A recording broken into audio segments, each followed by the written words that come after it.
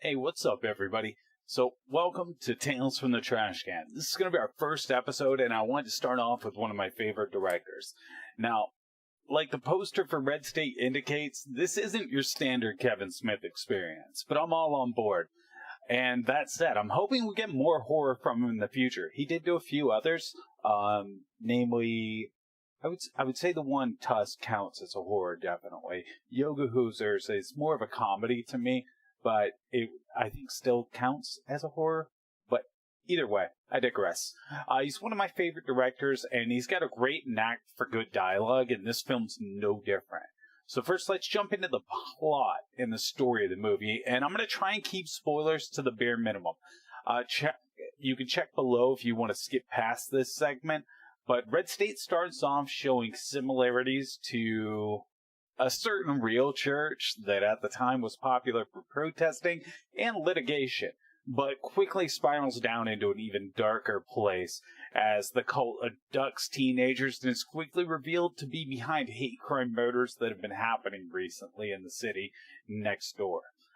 From there, the film leads to a standoff between government agents and the cult where neither side is truly a good guy, and both do things we would consider ethically questionable at best. I think this might be my favorite aspect of the movie, honestly. The portrayal of the authorities as going too far opposite of a violent cult that's an active menace and could be considered a terrorist organization in its early steps. This extends all the way until the end, where it touches on some of the darker aspects of the Patriot Act. This, I thought, was really captivating and more entertaining as a horror thing, was just playing off that reality of this is what could be done with it. That said, let's go ahead, we'll move on to the acting and the stars. As far as the acting goes, it was pretty top-notch.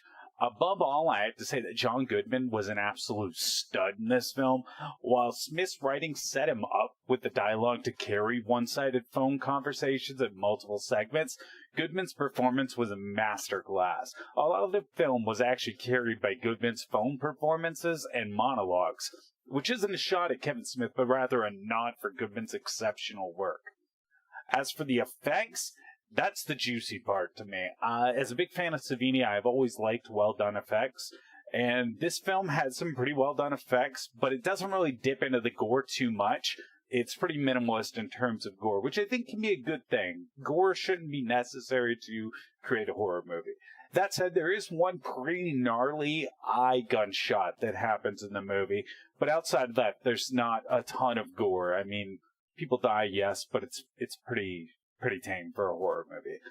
It's not one of those flicks that tries to make you lose your lunch by any means. So, overall, I would say Red State is worth a watch.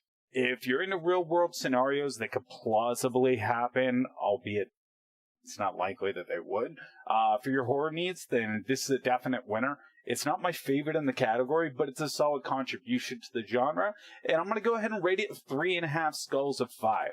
I really enjoyed the movie, so let me know in the comments if there are any horror movies you guys want me to review, or if you guys want to let me know what you thought of this movie in particular. Just go ahead and leave a comment down there, and I'll be back next time with the next horror review. Thank you guys for joining me on A Tales from the Trash Can, and you guys have a great day. Peace out, everybody.